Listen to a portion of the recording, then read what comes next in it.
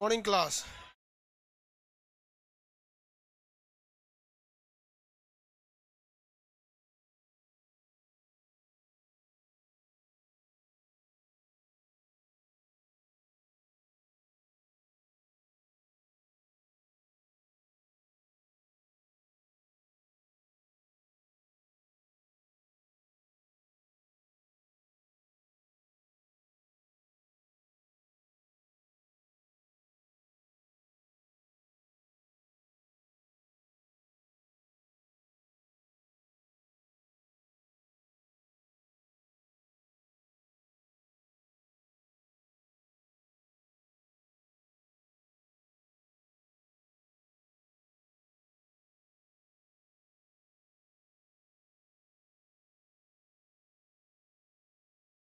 Morning बाबू, आप लोग को कहाँ तक बताए थे? 120 मिस्र। तो लगा 120 बोल रहा है। लाइव सेंटर वाले लोग जल्दी बैठिए। Bihar Sharif 2 number centre. आप पीछे लड़के खड़े नहीं रहिए। हजारीबाग, भागलपुर, लखीसराय में लड़के लोग अभी तक बैठे नहीं। इस साइड में बैठिए जल्दी।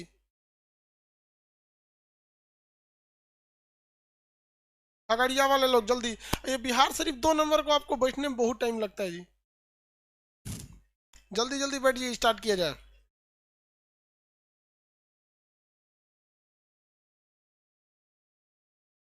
अब लड़की सब अभी लेट नहीं ना है ले।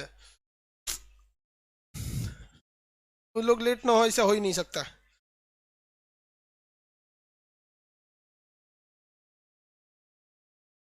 Bihar Sharif centre number 1। आपके कैमरा से जमीन दिखाई दे रहा है। हम जमीन देख के क्या करेंगे? कैमरा सही कीजिए ताकि हमारे तक क्लियर चले। जहानाबाद जल्दी बैठिए पीछे।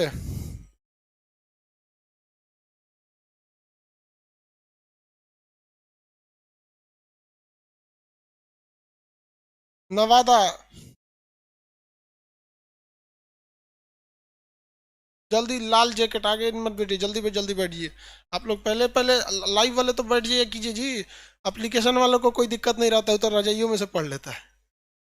लेकिन हॉल नंबर 2 वाले लोग आप लोग शांति से बैठ जाइए। हॉल नंबर 3 वाले और लड़की लोग को तो फिर समझाना मतलब। सब लोग एप्लीकेशन गुड मॉर्निंग सब लोग को। बैठ जब अपनी लोग। लड़की लोग जल्दी जल्दी। थोड़ा समय अटवो नहीं करती है सर। एप्लीकेशन वाले लड़कों को कोई भी दिक्कत नहीं आ रहा है, देख रही सब लाइट टू एक्स्ट्रा लगवा दिए। हाँ, इसीलिए लगवाई पे की है, तुमको समझ में नहीं आ रहा है। और सुनो अशोक, ऐसा एक लाइट यहाँ पे भी लगवा देना और एक ठो यहाँ पे भी लगवा देना। हाँ, एकदम एप्लीकेशन वालों को एकदम गोरा दिखना चाहिए। अरे सबसे बड़ा खराबी क्या लगता है पता है? कोई आएगा मिलने के लिए। अब ऐसा ऐसा जगह से लोग मिलने आते हैं, मतलब कोई साउथ इंडिया से आया, कोई कहीं से, एगो न्यू जर्सी से आया था अमेरिका से। होंगे भैया, तू वहां से क्या करने के लिए आया? जो आता है एक ही बात बोलता है, पता है क्या? आप लगते नहीं है खान सर। हम खराब लगते हैं क्या? तुझे जरा ऐसा क्या बोलता है? हाँ, ऑनलाइन में कुछ और दिखते हैं। ये करिए ऑनलाइन में, इसको मोतियाबीन है। सब यही बोलता है कि आप लगते ही नहीं है खान सर। हम कहे यार तू मतलब हमको काहे पे इज्जत कर रहा है यार। हम इतना लाइट लगाए हैं थोड़ा भभकने के लिए। कुछ तो यार इस सब का समझो। उधर जो लड़की बैठी है इसके बीच से देखेगी। चलिए आगे बढ़ते हैं हम लोग। खैर कोई बात नहीं। असल में सब लोग ज्यादातर लड़के जानते हैं क्यों लोग कहने लगते हैं। हम जो होता है ना कि हाई फाई कपड़ा ना पहनते। सबसे बड़ा खराबी। हम पहन लेंगे तो हमें से रह लेना जाएगा। ये एक दिन से पहने। जब से क्लास खुला है तब से यही पैंट पहने। हमको इस सबसे कोई फर्क नहीं पड़ता।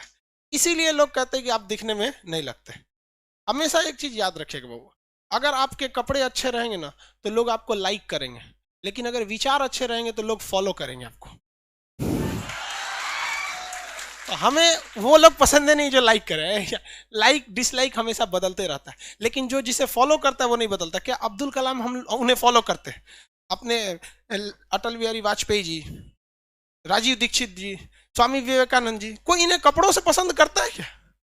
हाँ, और ना राजीव दीक्षित जी का कपड़ा देखिएगा, इसे कुर्ता पजामा पहन के कहीं बैठ जाते हैं। स्वामी विवेकानंद को कपड़े देख के अमेरिका में मजाक उड़ा दिया सब, उसके बाद समझ में आया बबुआ तू लोग किसका मजाक उड़ाया है।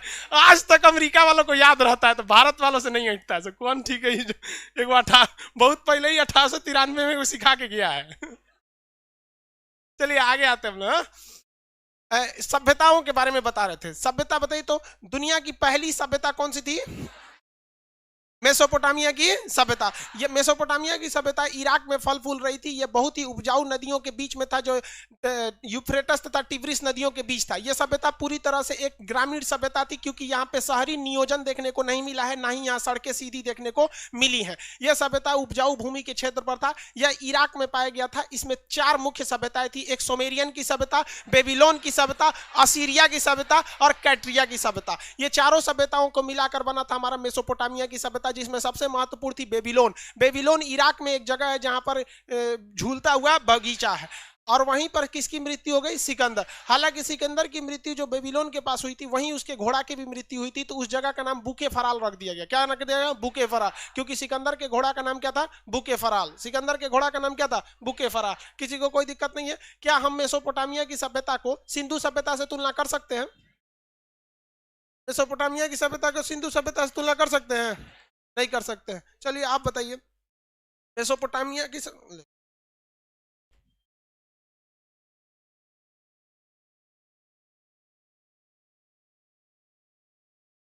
ओरिजिनल में आ गई, ठीक है।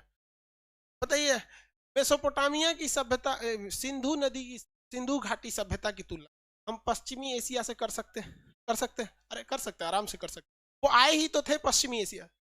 मेसोपोटामिया के कौन से भाग से हम उसकी तुलना कर सकते हैं? हाँ, कौन सी? पश्चिमी, दक्षिणी, पूर्वी? हाँ, पश्चिमी मेसोपोटामिया से हम उसकी क्या कर सकते हैं? तुलना कर सकते हैं। किसी को कोई दिक्कत नहीं थी? पश्चिमी मेसोपोटामिया से उसकी तुलना किया जा सकता है। आगे देखते हैं हम लोग। इसके बाद हम आपको कौन सी सभ्यता पढ़ाए थे? मिस्र की सभ्यता। मिस्र की सभ्यता किस लिए प्रसिद्ध थी? हाँ, पिरामिड के लिए। और आप लोग ईस्ट वेस्ट में कंफ्यूजन में थे। वहां एप्लीकेशन वालों का लड़कों का सबका आंसर आता वेस्ट। वेस्ट जो वेस्ट नहीं लिख पाता है, जल्दीबाजी में डब्लू लिख के भेज देता है। हमरा पहले पहुंच जाइए। आप लोग भी थोड़ा सा एकदम सिंसियर रहिए। यहाँ पर किस लिए फेमस थी भैया? पिरामिड के लिए। पिरामिड जैसे ना, देखिए कोई भी चीज हर जगह नहीं होता है। जैसे भारत लीची के लिए फेमस है, लीची में भी बिहार का मुजफ्फरपुर है कि नहीं, वो स्पेशल लीची है, वहां पे कैटेगरी होती है। अब जैसे भूसावल का केला, हाँ,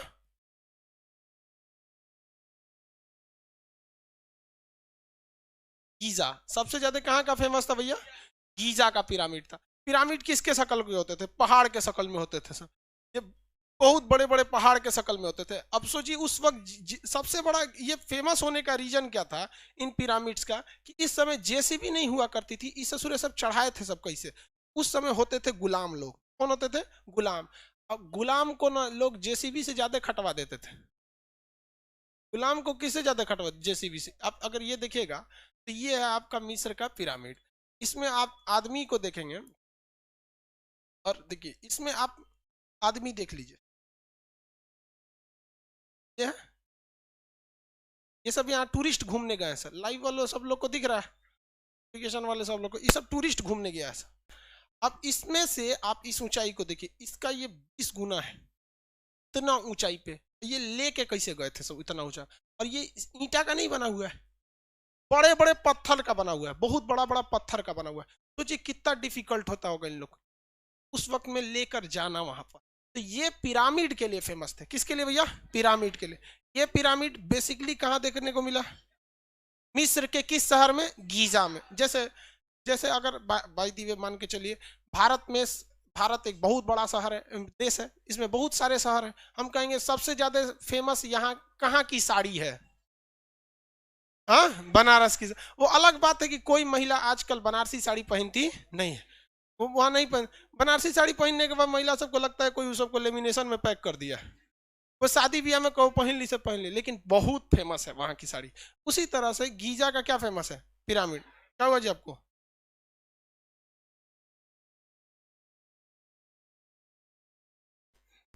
यहाँ देखिए, ये समझ में आ गया आप लोग को? किसी को कोई दिक्कत नहीं?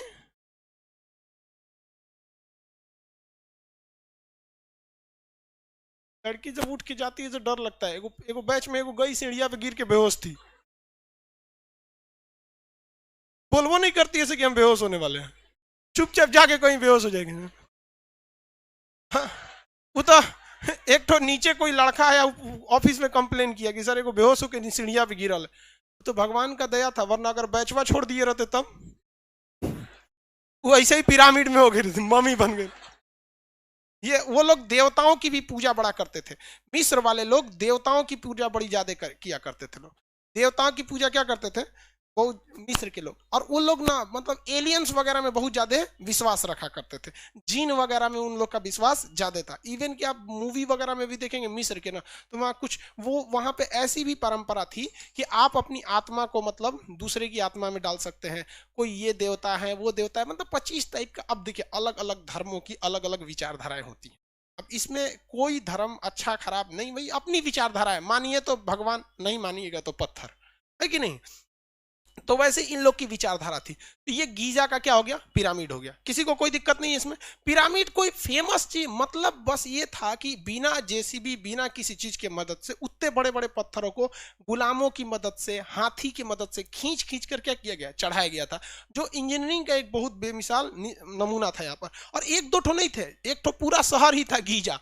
जहां देखेंगे तो आर्टिफिशियल पहाड़ उन लोगों ने क्या कर दिया था? खड़ा कर दिया था मिस्र की सभ्यता में। किसी को कोई दिक्कत नहीं है मिस्र की सभ्यता में? आगे बढ़ जाए। यहाँ का एक और चीज बताइए क्या फेमस है? हाँ, मम्मी फेमस है। कौन है? मम्मी। इजिप्ट। इजिप्ट में यही सब देखिए, लाश रख दिया जाता था ऐसे। लाश अभी भी है सभी सब, लेप लगा के लाश रख दिया गया। अब देखिए, अब लाश तो लाश होती है भैया, जिंदा तो है नहीं, लेकिन फिर भी उन लोग के शरीर मतलब पूरी तरह से खराब नहीं होते, वैसे फ्रेम में रखे हैं। एक केमिकल लगा के लगा दिया जाता था। इसी को क्या कहा गया? मम्मी कहा गया। बताएंगे सबसे फेमस मिस्र का कौन सा राजा था? हाँ, फिरौन। वहां का राजा का नाम फिरौन। उसकी लाश वैसी की वैसी है केमिकल के वजह से। जैसे ये देखिए, ये भैया ये फिरौन है। देखिए दांत तो पचक ढचक गया है, लेकिन फिर भी है। तो हमारे यहाँ एगो चूहा मर जाता है तो 2 दिन तक महकता है, 3 दिन तक महकता है, फिर उसको खदर खदर के खा के खत्म कर देता है। इसको अभी तक कोई नहीं खाया है। इसमें ऐसा लेप लगा दिया जाता है ना इसके कानून में। चचा उठिएगा नहीं आप बस।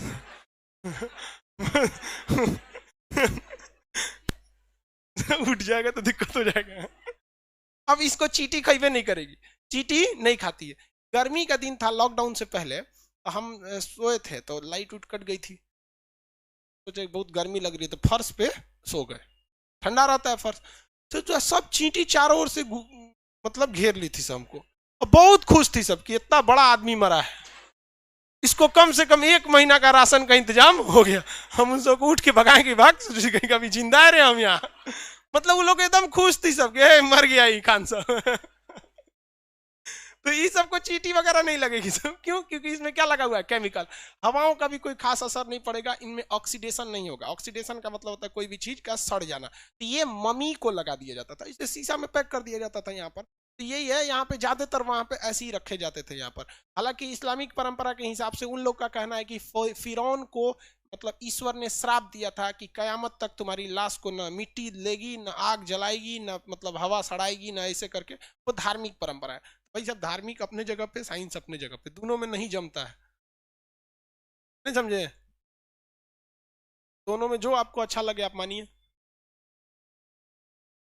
ये भी वही है चाचा, दूसरे हैं ये कोई। उंगली उंगली देख रहे हैं इनका? चाइना का नहीं है। चाइना आदमी मरने के बाद चाइनीज के शक्ल का हो जाता है। ये इनकी उंगली वगैरह पे लेप लगा दिया गया। कुछ ना कुछ तो सड़ेगा ही, एकदम ऐसे ऐसे थोड़ा रहेगा नहीं, कुछ ना कुछ क्या लगेगा? सड़ेगा ही। मरा हुआ आदमी। और ये 1-2 दिन का पुराना थोड़ी है भाई साहब। मिस्र की सभ्यता जो थी वो ईसा मसीह के जन्म से 3100 ईसा पूर्व थी, यानी सिंधु सभ्यता से भी क्या थी? वो पुरानी थी। अगर वर्तमान से देखेंगे तो उसको मान के चलिए ईसा मसीह के जन्म से 3000 साल पहले, 3100 का मतलब कितना हो जाएगा 3000, हाँ, और इधर वाले के लिए क्या हो जाएगा 5000 हो जाएगा, क्या हो जाएगा 5000, तो टोटल 2000 इधर 3000 इधर, 5000 साल पुराना है। 5000 साल में इधर तो लोहा गल जाता है, समझ में आएगी नहीं आ गया? चलिए आगे बढ़ जाए। अब इसमें और क्या चीज थी मिस्र की सभ्यता में, क्या हुआ? हाँ जाइए, गेट बंद हो गया जी, खोल दीजिए, तो आपको बोला गेट खुलवाइए।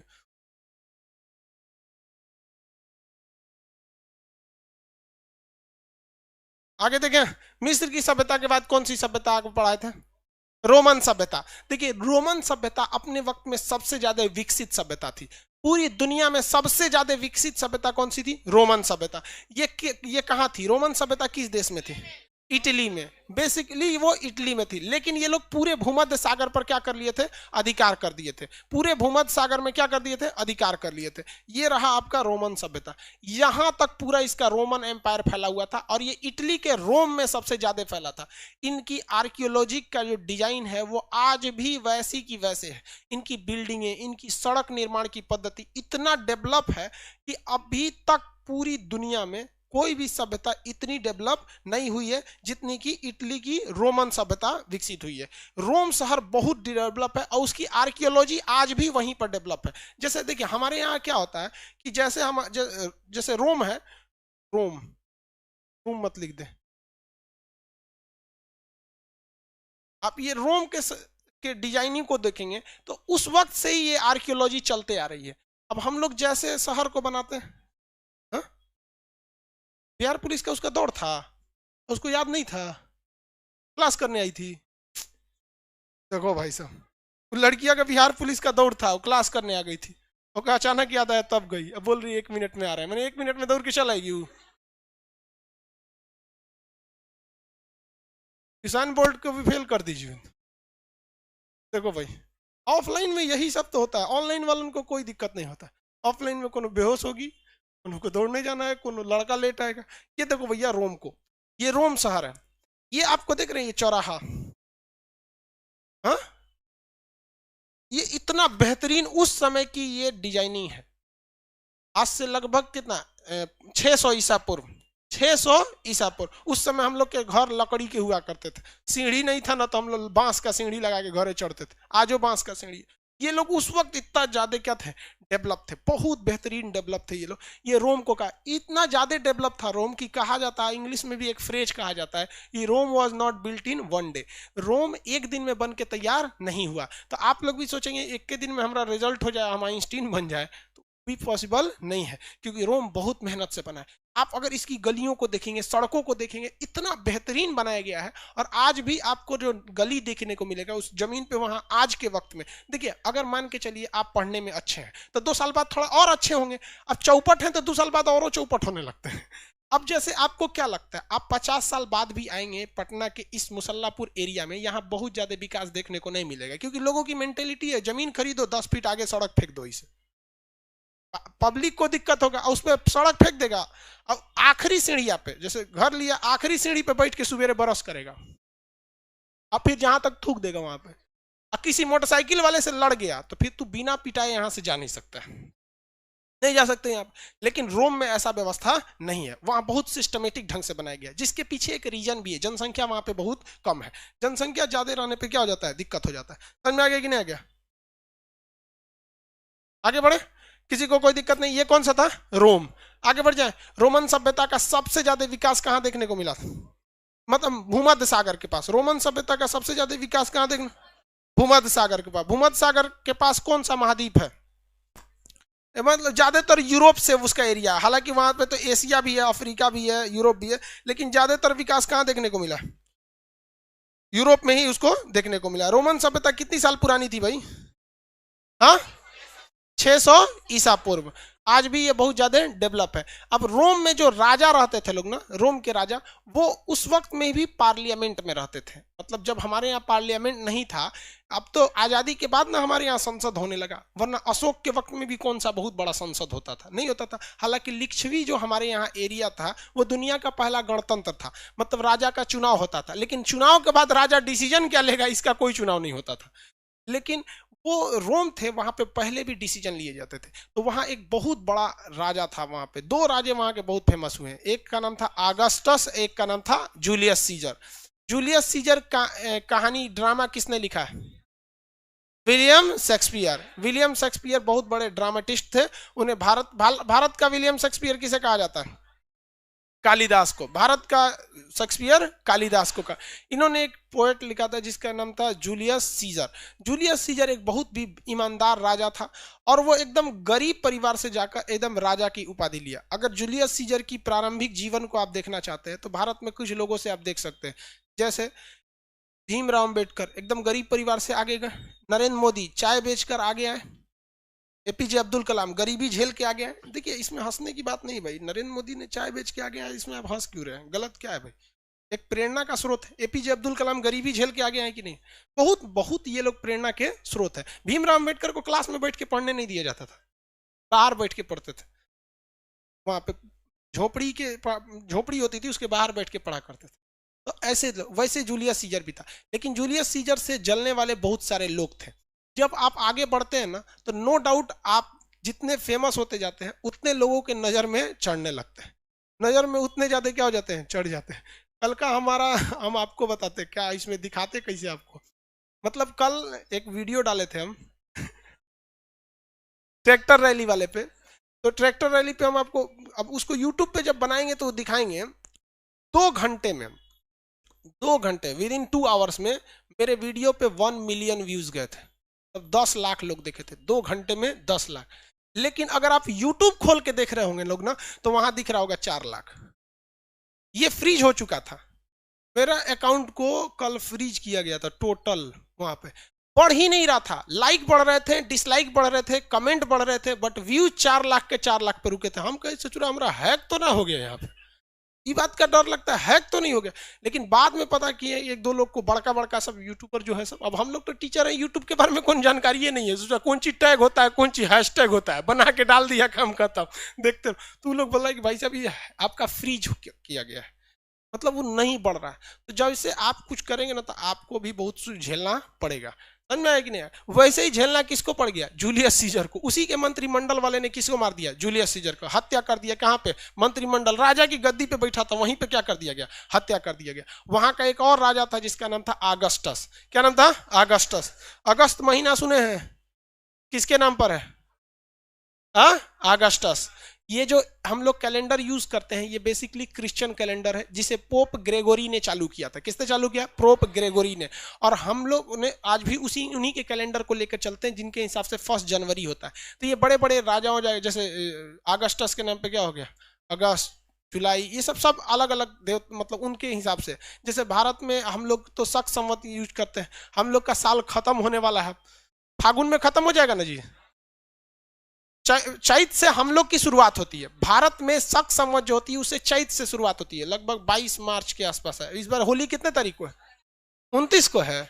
हाँ, तो लास्ट में चला गया। हम लोग का महीना थोड़ा सा कोई भी त्योहार हम लोग का 1 के महीना में आगे पीछे घसकते रहता है। अब देखिएगा, अब 1 के बार होली आएगा कब? 1-2 तारीख को, मतलब अगला होली जब आएगा ना तो मार्च के एकदम शुरुआत में पड़ जाएगा। तो ये आपको कौन सा सभ्यता समझ में आ गया? रोमन सभ्यता। किसी को कोई दिक्कत नहीं है रोमन सभ्यता में? आगे बढ़ जाए। रोमन सभ्यता के बाद आई थी फारस की सभ्यता। कौन सी सभ्यता? फारस की सभ्यता। फारस की सभ्यता बहुत बेहतरीन सभ्यता थी, नो डाउट। फारस की सभ्यता, फारस का अभी का नाम है ईरान। फारस का अभी का नाम क्या है? ईरान। ईरान में जो सभ्यता आई थी, ये लोग आग की पूजा करते थे और इनका सबसे बड़ा उद्देश्य था कि जीवन में शांति रखना है, लड़ाई झगड़ा किसी से नहीं करना है। तो फारस के जो सभ्यता थी, वहां पर जो रहने वाले लोग आए उन्हें कहा गया पारसी। क्या कहा गया? पारसी। क्या कहा गया? पारसी। पारसी लोग जो थे आग को महत्व देते हैं और वो लोग लड़ाई झगड़ा कभी नहीं करते हैं। पारसी लोग कभी भी लड़ाई झगड़ा नहीं करते, किसी को कोई दिक्कत नहीं। ये लोग बहुत बड़े बिजनेसमैन होते हैं, यहाँ पर थे। ये ईरान के पास फारस की सभ्यता थी। बाद में सिकंदर जब आया तो इस सभ्यता को क्या कर दिया, रद्द कर दिया।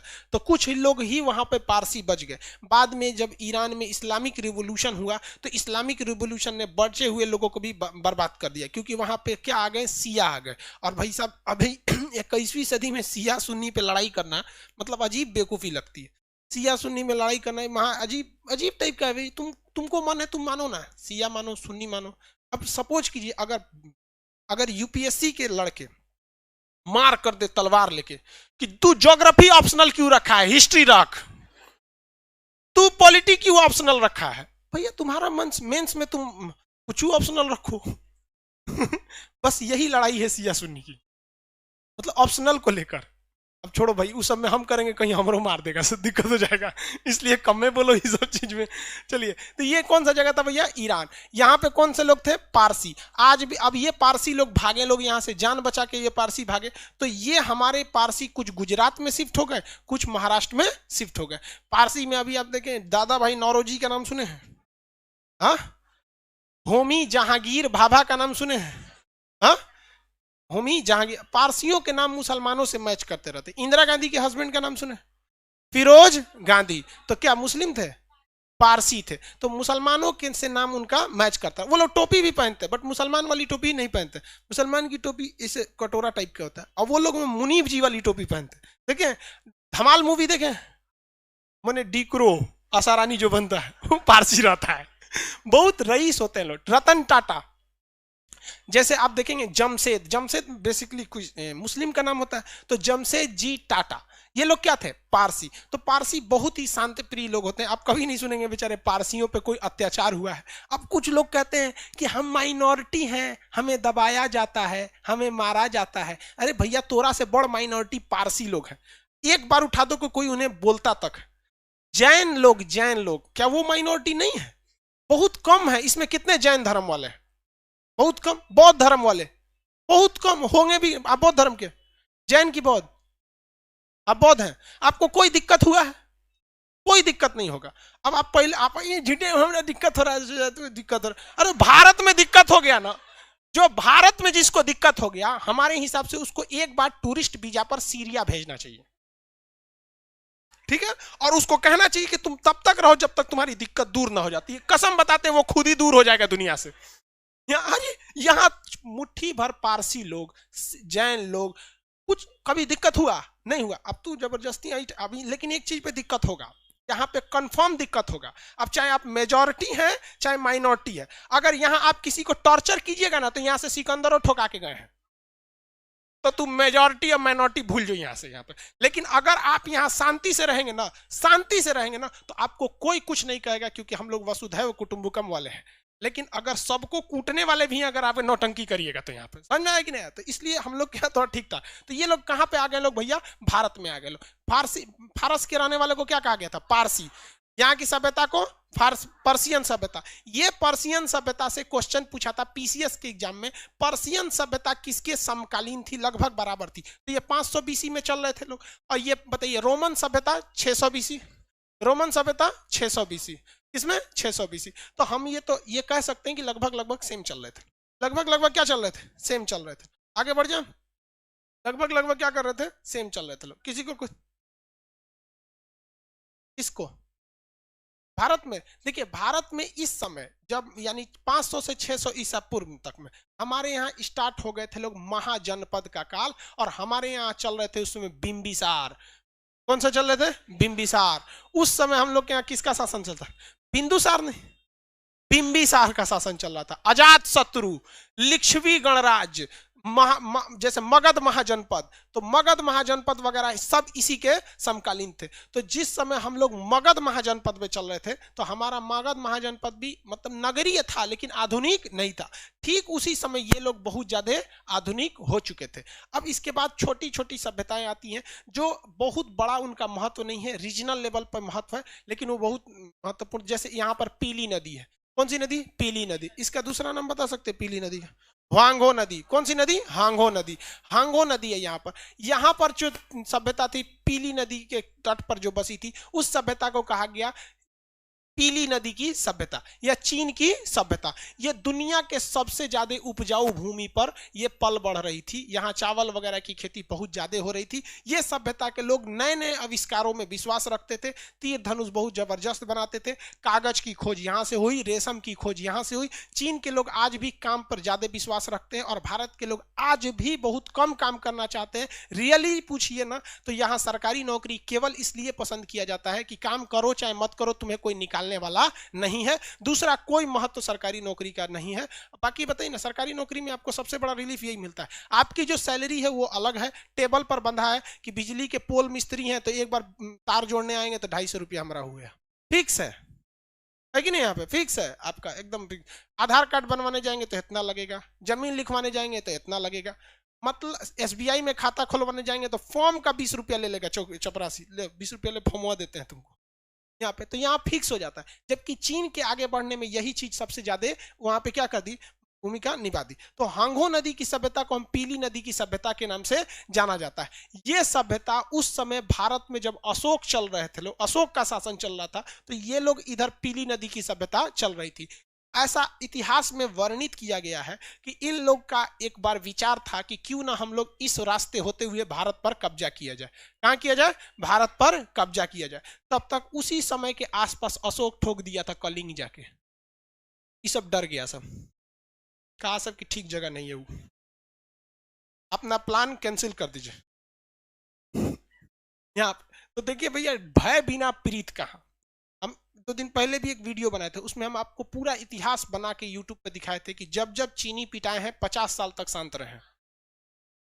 हाँ, अब बताइए, हम मोदी जी को पर्सनली फोन तो करेंगे नहीं, हम लोग एक शिक्षक के नाते इतिहास में जो जो घटनाएं हुई हैं उसका साक्ष्य दे के आपको बता सकते हैं। हालांकि हम बहुत सलाह दिए मोदी जी को, बहुत मनबो की हैं। हालांकि होता भाई, होना चाहिए भाई, बहुत चीज उनको दिमाग से हट जाते हैं। लेकिन चीन वालों का एक ही है, इतिहास गवाह है चीन वालों के लिए कि भैया एक बार अशोक को देख के इधर क्या हो गए थे, लौट गए थे सब, उसके बाद फिर कभी नहीं ले गए सब। बाद में ये पीली नदी की सभ्यता और बढ़ने लगी थी, और ये आज के वक्त में पीली नदी की सभ्यता और इधर वाले लोग जो होते हैं आज के वक्त में कहलाते हैं हान चाइना। क्या कहलाते हैं? हान चाइना। एक्चुअली में हमारे देश में भी अगर आप देखेंगे तो कुछ जगह पे वर्चस्व की लड़ाई चलती है कि हम ऊंचे जात के, तुम नीचे जाति के। हालांकि ये परंपरा अब धीरे धीरे खत्म हो रही है और होना भी चाहिए। तो हान चाइना के लोग ही अपने आप को चाइना वाला समझते हैं, बाकी लोगों को ये नौकर और तुच्छ समझते हैं। जैसे ये इनर मंगोलिया हो गया, तिब्बत हो गया, सिंजियांग हो गया। सिंजियांग में तो मुस्लिम रहते हैं चाइना में, और कह देता है कि भैया तुम लोग मुस्लिम वाला हिसाब मत समझना, ये भारत वाला नहीं है यहाँ पे कि तुम। वहां मौलाना लोग जहां कुछ करते हैं तो उन लोग से डांस कराने लगता है, वहां मौलाना का डांस होता है चाइना में। सोचिए, यहाँ पर मजाल नहीं कोई कुछ बोल सकते हैं। दाढ़ी का साइज दिया है 6 इंच से ज्यादा हो गया, नाचना पड़ेगा आपको। बेचारा नापते रहता है लोग वहां पर।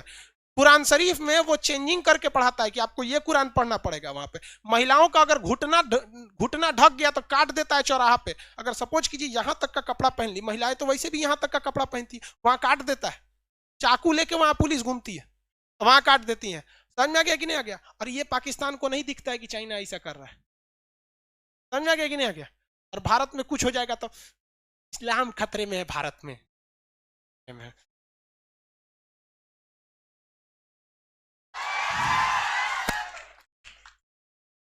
हमरा एगो चीज खराब लगता है, तुम कुछ भी करो यार, कुछ भी करो, पर्टिकुलर हमको कुछ करो या किसी व्यक्ति को कुछ गाली दे दो या कुछ करो, अलग बात होता है। तो चलो तू हमारे देश में मत आया करो, हमारा खून खोल जाता है। चलिए यहाँ तो समझ में आ गया। अब 2 सभ्यता, एक सभ्यता थी जो बहुत बहादुरी के लिए फेमस थी। जैसे हम आपसे कहते हैं कि रोमन सभ्यता किस लिए फेमस थी? नगरीय नियोजन के लिए, बहुत बेहतरीन आधुनिक नगर नियोजन के लिए था। जबकि सिंधु सभ्यता भी नगर नियोजन के लिए था। हम वैसे ही कहते कि मिस्र की सभ्यता किस लिए फेमस थी? तो पिरामिड और ममी के लिए थी। फिरौन यहाँ का सबसे बड़ा राजा था। यहाँ का सबसे बड़ा राजा, अरे रोम वाला का, अगस्टस जूलियस सीजर। वही हम अगर बात करते पारसियों की सभ्यता, तो पारसी बहुत बड़े बिजनेसमैन होते हैं, बहुत ही शांत प्रिय लोग होते हैं। कैसे होते हैं? बहुत ही शांत प्रिय। अगर हम हांगो नदी की सभ्यता का दें तो ये बहुत ही ज्यादा किस पर थे? उपजाऊ भूमि पर थे। इसे हालांकि इस नदी में बाढ़ भी आ जाता था, इसलिए इसे पीली नदी को चीन का शोक के नाम से भी जाना जाता है।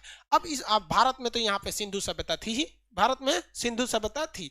अब यहाँ पर देखेंगे ग्रीस के पास, यहाँ एक जगह है ग्रीस। कौन सा है? ग्रीस। यहाँ पर एक छोटा सा जगह था जिसका नाम था स्पार्टा। क्या नाम था? स्पार्टा। बहुत ही छोटा जगह था स्पार्टा, लेकिन स्पार्टा के लोग जो थे बहुत ही ज्यादा स्वाभिमानी थे। स्पार्टा के लोग बहुत ज्यादा स्वाभिमानी थे, वो किसी के आगे झुकते नहीं थे। स्पार्टा के पास कुल 300 की फौज थी। 300 की, कितने की फौज? 100 की फौज स्पार्टा के पास। लेकिन यहाँ के फौजी को ट्रेनिंग लेने के, यहाँ के फौजियों का ट्रेनिंग जो पीरियड होता था 5 से 10 साल होता था। हमारे यहाँ आज भी 10 महीना में ट्रेनिंग खत्म हो जाता। अगर आप एनडीए में जाएंगे तो अलग बात है कि 3 साल खड़गवासला में, 1.5 साल आईएनए में जाना पड़ेगा, 4.5 साल। समझ में आ गया नहीं आ गया? तो ऑफिसर्स के लिए वो ज्यादा होता है। लेकिन इन लोग की ट्रेनिंग जानते कितने साल से शुरू होती थी? 6 साल से।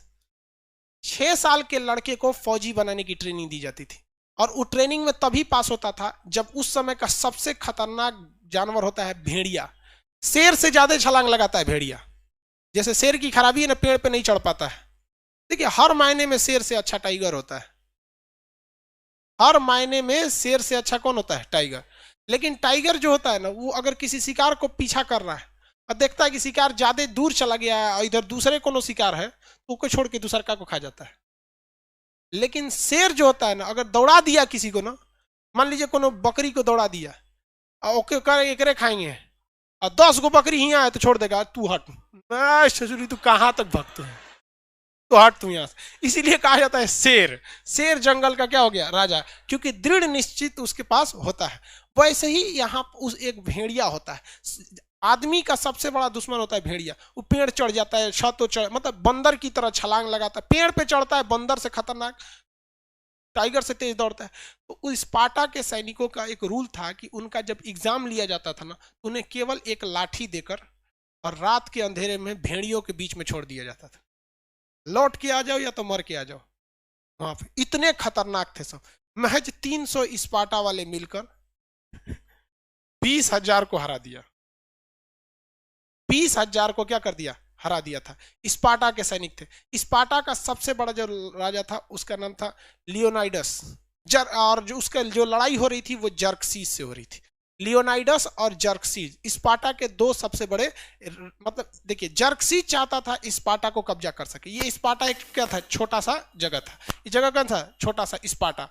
इस पर इस एरिया का राजा जर्कसीस क्या करना चाहता था? हमला करना चाहता था। लेकिन स्पार्टा का जो राजा था उसका नाम क्या था? लियोनाइडस। क्या नाम था? लियोनाइडस। तो लियोनाइडस ने हरा दिया। हालांकि लियोनाइडस के साथ छल कपट हो गया, जिस वजह से लियोनाइडस भी अंत में क्या हो गया? मारा गया। स्पार्टा ये छोटा सा जगह।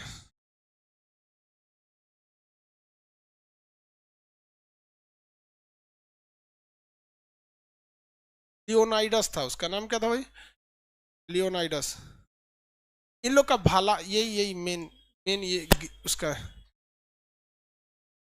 ये लियोनाइडस था। इसका सबसे बड़ा जो दुश्मन था उसका नाम था जर्कसीज। ये लोग, लियोनाइडस था ये, और एक जर्कसीज था, तो वो तो भाई विलेन था यहाँ का, जर्कसीज।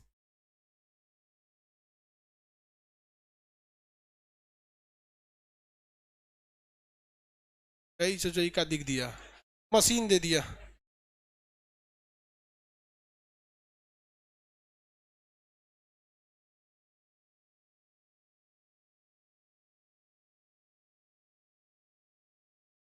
यही सब भाड़ में मांगो कौन चीज दे दो। तो ये था भैया लियोनाइडस।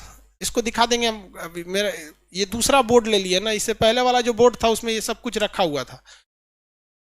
पुराना वाला लैपटॉप याद दिलाना जी, उसमें सारा फाइल है, इसमें नहीं था फाइल, इसलिए दिक्कत है। ये जो था भैया, ये क्या है? लियोनाइडस। ये लियोनाइडस, इसको बचपन से ही युद्ध की ट्रेनिंग दी गई थी। ये स्पार्टा के लोगों का क्या था? राजा था यहाँ पर। इसी को जर्कसीज कह रहा था कि तुम क्या करो, हमारे साथ में मिल जाओ यहाँ पे, लेकिन ये नहीं मिला। लेकिन इसी के फौज का एक आदमी इसको धोखा दे दिया। इसके फौज में एक मतलब एक बीमारी वाला आदमी शामिल होने आया जिसका शरीर बहुत बड़ा था। तो इसने अपनी फौज से उसको निकाल दिया। लेकिन वो फौज में लड़ना चाहता था। ये उसको बेइज्जत करके नहीं निकाला, कहा कि भाई तुम हमारी फौज के हिसाब से नहीं हो, हम लोग 300 के 300 लोग को ही रखते हैं, लेकिन वो 300 एकदम छाटे हुए लोग रहते हैं। तुम्हारे अंदर राष्ट्रीयता ज्यादा है, देश प्रेम ज्यादा है, लड़ भी सकते हो, लेकिन वो दक्षता नहीं है जो तुम हासिल कर सकते हो। तो इस ससुरा जाके वो आदमिया किससे मिल गया? लियोनाइडस नहीं रखा तो किससे जाके मिल गया? जर्क्सीस से। अब जर्क्सीस से जाके मिल गया, जर्क्सीस ने उसको मतलब वो जर्स, देखिए हर इंसान में 3-4 गो कमजोरी होती है। या तो ससुरा उस शराब के नशा में चल जाएगा, वाइन, या तो वो वेल्थ में चल जाएगा, तो पैसा के लालच में, नहीं तो वो वुमेन में चल जाएगा। बर्बादी का 3 कारण ये होता है, ठीक है। तो उसको उसने किसका लालच दे दिया? वुमेन। समझ में आ गया? वो जाके मिल गया किससे? जर्क्सीस से। और जर्क्सीस से उसने जाकर वो खुफिया रास्ता बता दिया जिससे कि इन लोग को हमला किया जा सके, वरना ये लोग को हराना नामुमकिन था अगर वो नहीं मिला रहता तो। फिर भी ये युद्ध के मैदान में शहीद हो गया और इसको बहुत सारे तीर लगे थे। अंतिम शासन में अंतिम सांस में इसने यही बोला था कि इतिहास जब भी पढ़ाया जाएगा तो जर्क्सीस तुम्हें एक कायर राजा के तौर पे ही देखा जाएगा, और इतिहास कभी भी अगर हमको देखेगी, और इतिहास में जब पढ़ाया जाएगा कि इतिहास का एक शासक था लियोनाइडस जो 300 के सामने, लाखों के सामने अपने आप को घुटने नहीं टेका। इतिहास कभी बदला नहीं जा सकता है, हम भी हमेशा के लिए अमर नहीं है। जर्क्सीस तुम भी हमेशा के लिए अमर नहीं हो, लेकिन तुम मरोगे, मरने के बाद तुम्हें एक कायर की तरह देखा जाएगा और मरने के बाद हमेशा हमेशा एक योद्धा की तरह देखा जाएगा। सैल्यूट ऐसे मतलब इतिहास के ऐसे योद्धाओं को। हकीकत बात भी, सब कुछ अपना मतलब अपना जमीर नहीं बेचना चाहिए किसी लोग को भी। आज भी इतिहास में आदमी पढ़ाता है, कौन है हमनी को, कौन मतलब है इन लोग से, नहीं। लेकिन ऐसे ही भगत सिंह हो गए, चंद्रशेखर, हाँ कौन सी, कुलदीप सिंह चांदपुरी के उनका तो 1971 वाला वीडियो बनाए हैं, वो भी सेम यही कहानी थी भारत में कुलदीप सिंह चांदपुरी की। जब 1971 की लड़ाई हो रही थी ना, तो उनके पास महज 90 फौजी थे, 90 फौजी थे और 30 लोगों की सप्लाई रेजिमेंट, मतलब सप्लाई के लिए थे, मतलब टोटल मान के चलिए 120, और उधर से पाकिस्तान के 6000 से ज्यादा फौजी थे। रात भर खदेड़ दिया उन लोगों ने, सुबह एयरफोर्स आके धो दी थी। तो वैसे ही भारत में भी ऐसे मिले हैं लोग। तो ये जो स्पार्टा की लड़ाई थी, स्पार्टा एक बहुत ही छोटा सा जगह था। अब खुद सोचिए ना, कोई देश जिसके पास केवल 300 फौजी हो तो देश कितना बड़ा होगा, लेकिन 300 में भी उन लोगों ने क्या कर दिया, दिखा दिया। तो भाई देखिए, विभीषण हर जगह होते हैं सब। भारत के लोगों को कभी भी मोहम्मद गौरी से डर नहीं लगता, भारत के लोगों को डर लगता है तो जयचंदो से, वरना हमें हराने वाला कोई पैदा नहीं हुआ था। अगर भारत के छोटे मोटे राजा साथ नहीं दिए रहते अंग्रेजों का, तो ये ससुरे अंग्रेज सब खरगोश की तरह दिखने वाला भारत पे शासन कर देता। हम लोग में आपस में फूट कर करके हम लोग को तोड़ा गया। तो ये मेनली दुनिया की ये बड़ी बड़ी सभ्यताएं थी जिसके बारे में आपको आइडिया लग गया। किसी को कोई दिक्कत नहीं? आगे बढ़े, क्वेश्चन पूछे, जगह दिखा के बता सकते हैं। ये कौन सी सभ्यता है? हाँ, मिस्र की सभ्यता। कौन सी? मिस्र। ये रोम की सभ्यता है, रोम की। चलिए अब आगे बताएंगे हम, एक बार में पूछ। ये कौन सी है भैया? मिस्र। इसको बताइए।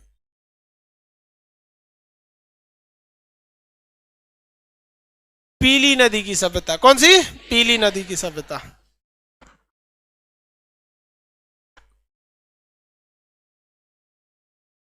ये कौन सी है? फारस की सभ्यता। फारस की सभ्यता, फारस की, पीली नदी की थी। ये कौन सा है? सिंधु सभ्यता। हड़प्पा सभ्यता या सिंधु सभ्यता, आप इसे हड़प्पा कहिए या फिर सिंधु सभ्यता, किसी को कोई दिक्कत नहीं। आगे बढ़ जाए। ये छोटका सा कौन सा था? छोटा सा स्पार्टा। स्पार्टा का राजा का नाम लियोनाइडस। स्पार्टा का राजा का नाम लियोनाइडस। किससे युद्ध किया था? जर्क्सीस। किससे युद्ध किया? जर्क्सीस से। जूलियस सीजर और आगस्टस कहाँ के राजा थे? रोम के। जूलियस सीजर और आगस्टस रोम। कहाँ के थे भैया? रोम। आगे बढ़े। गीजा में क्या प्रसिद्ध है? गीजा का पिरामिड पे। सबसे ज्यादा विकसित सभ्यता कौन सी थी? हाँ, रोम। दुनिया की पहली नगरीय सभ्यता, दुनिया की पहली नगरीय सभ्यता रोम। विश्व की पहली नगरीय सभ्यता मेसोपोटामिया, सिंधु। सही है, एप्लीकेशन वाले लोग सही है। यहाँ आधा लोग रोम बोल। दुनिया की पहली नगरीय यानी शहरी सभ्यता कौन थी? हाँ, सिंधु सभ्यता थी, इसमें क्या सोचना है आप लोग को जी। सिंधु सभ्यता थी, वही जो आप हड़प्पा कही है सिंधु सभ्यता। दुनिया की पहली सभ्यता, हाँ, मेसोपोटामिया की सभ्यता, मेसोपोटामिया की सभ्यता। ईरान में कौन सी सभ्यता थी?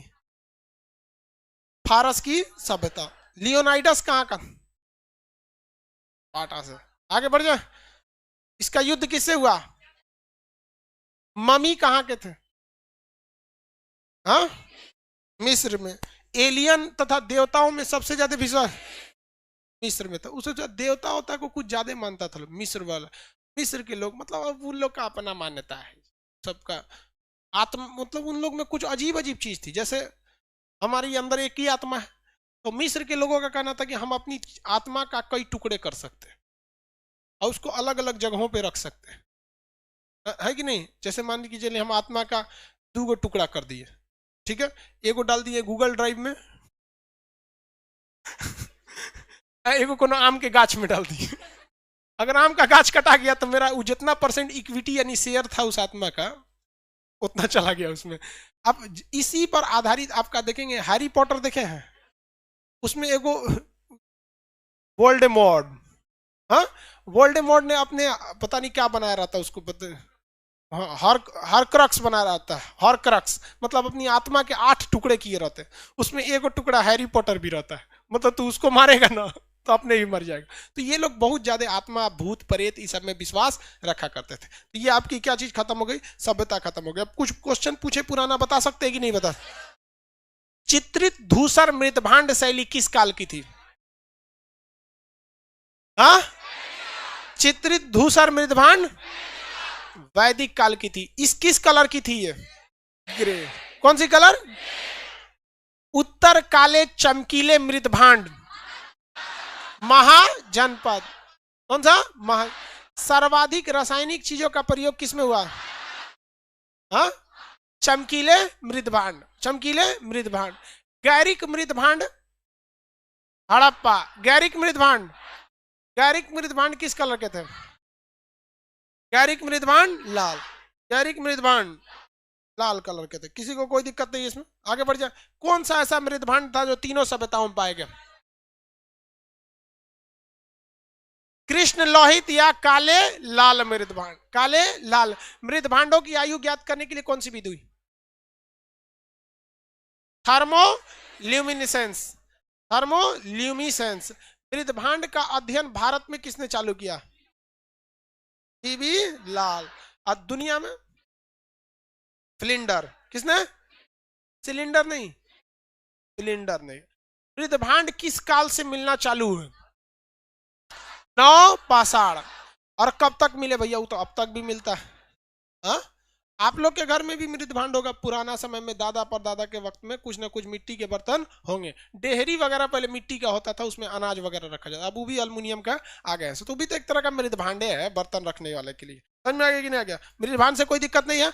अब टेस्ट रह गया ना आपका। टेस्ट में आप लोग जगह वगैरह का स्थल वगैरह याद रखेंगे। समझ में आ गया? किसी को कोई दिक्कत नहीं यहाँ पे? अब थोड़ा सा समझिए ध्यान। यहाँ पे एप्लीकेशन वालों के लिए अलग सूचना है, लाइव वालों के लिए अलग सूचना है, पटना वालों के लिए अलग सूचना है। पहले किसको सुना दे?